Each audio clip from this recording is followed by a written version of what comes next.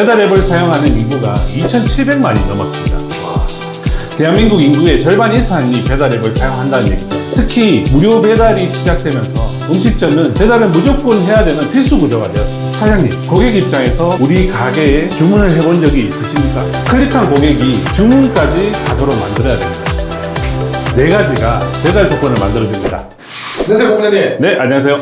본부장님과 함께 음식점 운영하시는 분들에게 도움이 될 수 있는 콘텐츠를 처음으로 준비를 해봤습니다. 네. 오늘은 배달 매출을 올리는 방법에 대해 단계별로 차근차근 본부장님이 알려드릴 예정입니다. 기본적인 배달의 세팅부터 실제로 배달 매출을 높일 수 있는 방법까지 우리 본부장님이 하나하나씩 상세하게 설명해 드리겠습니다.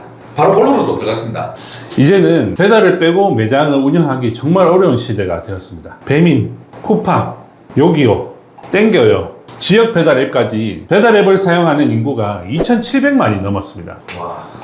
대한민국 인구의 절반 이상이 배달 앱을 사용한다는 얘기죠. 특히 무료 배달이 시작되면서 음식점은 배달을 무조건 해야 되는 필수 구조가 되었습니다. 이제 음식점은 홀 매출 비율을 60에서 80%로, 배달 매출 비율은 20에서 40%까지 만들어서 전체 매출 캐파를 키워서 수익을 만드는 전략으로 매장을 운영하셔야 됩니다. 음식점 사장님들이 가장 많이 하는 고민부터 이야기를 해보겠습니다. 음식 맛도 괜찮은데 왜 주문이 안 들어올까요? 광고도 하고 리뷰도 좋은데 매출을 못 내는 경우가 정말 많습니다. 본부장님, 도대체 이유가 뭘까요? 저도 음식점 하시는 분들한테 가장 많이 받는 질문입니다. 그런데 대부분 사장님들은 원인을 광고에서 찾으십니다. 하지만 저는 항상 먼저 한 가지 체크하는 게 있거든요. 사장님, 고객 입장에서 우리 가게에 주문을 해본 적이 있으십니까? 생각보다 안 해보신 분들이 정말 많습니다. 오늘은 고객의 시선에서 왜 주문이 안 되는지 같이 한번 살펴보겠습니다. 본부장님, 사장님과 고객님이 보는 시선이 그렇게 많이 다른가요? 완전히 다릅니다. 사장님은 우리 음식이 맛있다는 걸 이미 알고 있습니다. 하지만 고객은 아무것도 모릅니다. 우리 매장도 처음, 메뉴도 처음, 가격도 처음입니다. 고객은 우리 매장을 수십 개의 경쟁 매장 중 하나로 봅니다. 그래서 오래 고민하지 않습니다. 보통 1분에서 2분 안에 주문할지 말지 결정합니다. 여기서 가장 중요한 포인트입니다. 고객은 맛을 보고 주문하는 것이 아닙니다. 먼저 주문할지 결정하고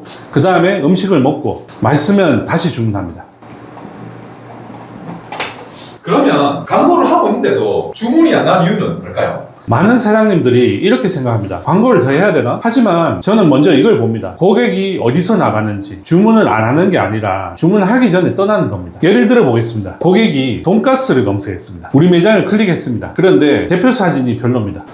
리뷰도 적습니다. 최소 주문도 높습니다. 그리고 배달 팁도 비쌉니다.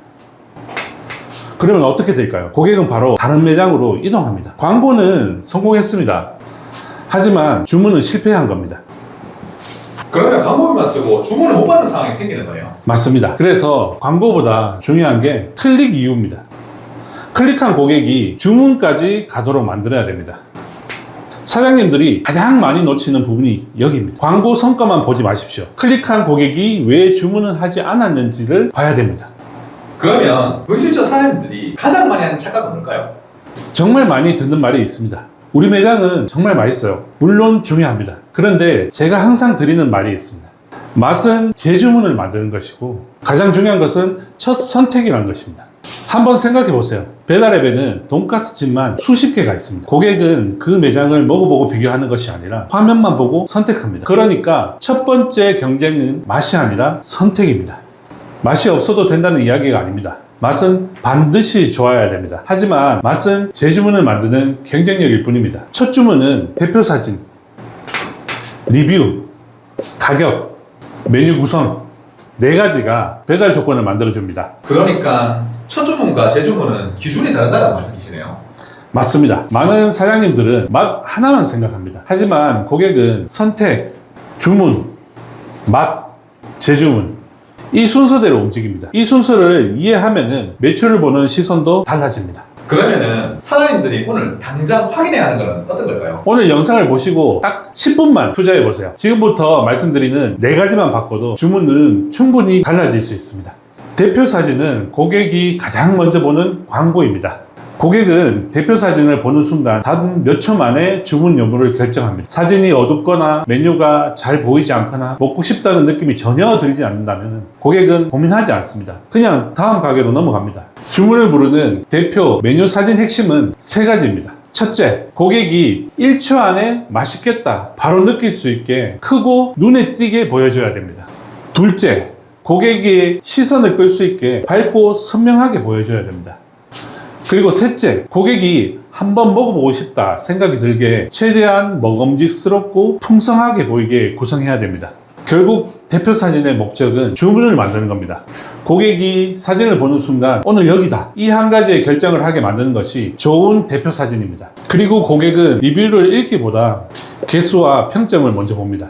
리뷰가 꾸준히 쌓이는 가게와 몇 달 동안 리뷰가 없는 가게, 여러분들이라면 어느 쪽을 선택하실까요? 답은 이미 나와 있습니다. 결국 리뷰는 단순한 후기가 아닙니다. 고객에게 신뢰를 보여주는 가장 강력한 증거입니다. 그래서 중요한 것은 평점만 관리하는 것이 아닙니다. 리뷰 이벤트를 적극적으로 활용해 리뷰가 끊기지 않고 꾸준히 쌓이는 구조를 만드는 것, 그것이 더 중요합니다. 좋은 리뷰는 광고보다 강력한 마케팅입니다. 그리고 특히 혼밥 고객이 많은 지역이라면 최소 주문 금액은 정말 중요합니다.